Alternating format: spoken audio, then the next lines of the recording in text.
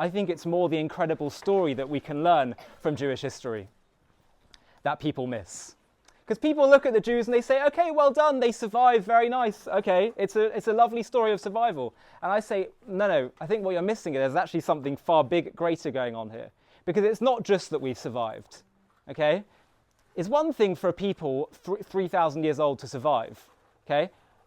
By the way, many of the great empires and great nations and superpowers of former centuries have now vanished. Yes, they may have some descendants, but you wouldn't recognize any kind of geopolitical identity that they may have had previously. Like, if you go to Italy today, you don't find any, the ancient Roman Empire is gone. It's something of the history books. Whereas if you were to go up to a Judean 2,000 years ago, the things, the Torah they believe in, the laws they practice, the tefillin they wear, the candles they light on Friday night is exactly the same today. So let's just first appreciate that. The survival in and of itself is remarkable. But then, when you couple that with all the other things I listed before, the fact that for most of our history, the Jewish people have been tiny in number, tiny, okay? We have less numbers today than before the Holocaust.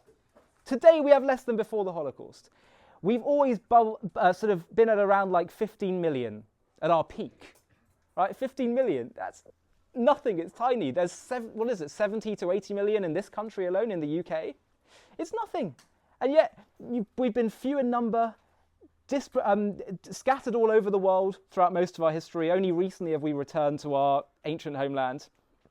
And we've been faced this intense persecution that's not just been really intense, but it's also been completely irrational. Because we've been hated not just for differing reasons, but for opposite reasons. The Jews are hated because you're rich and you're too powerful. Then in Russia, they're hated because they're poor and they're vermin of the earth. They're hated because they're parasites in our country. They're hated because they created their own country. Hated because they invented Christianity. Hated because they killed Jesus. Hated because they are communists. Hated because they're capitalists. I think the intense focus the world has on the Jewish people, and including today, by the way, right? There's so many other far more deadly conflicts in the world. Forget the world, just in the Middle East itself. And yet the world has its magnifying glass on Israel as it carries out the most surgically precise operation of urban warfare in the history of urban warfare, according to Lord Andrew Roberts, who is a non-Jewish military historian, one of the most highly acclaimed in the world. So the world's got its magnifying glass on us, and to me, this shows something far deeper, far more supernatural, far more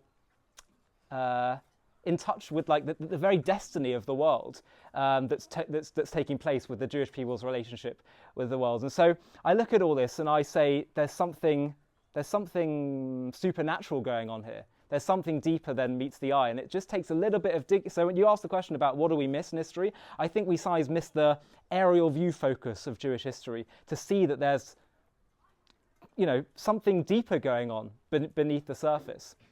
And so, as I say, this story of survival is just utterly remarkable, despite all the odds, despite all the attempts to disperse us and scatter us and make us fizzle out.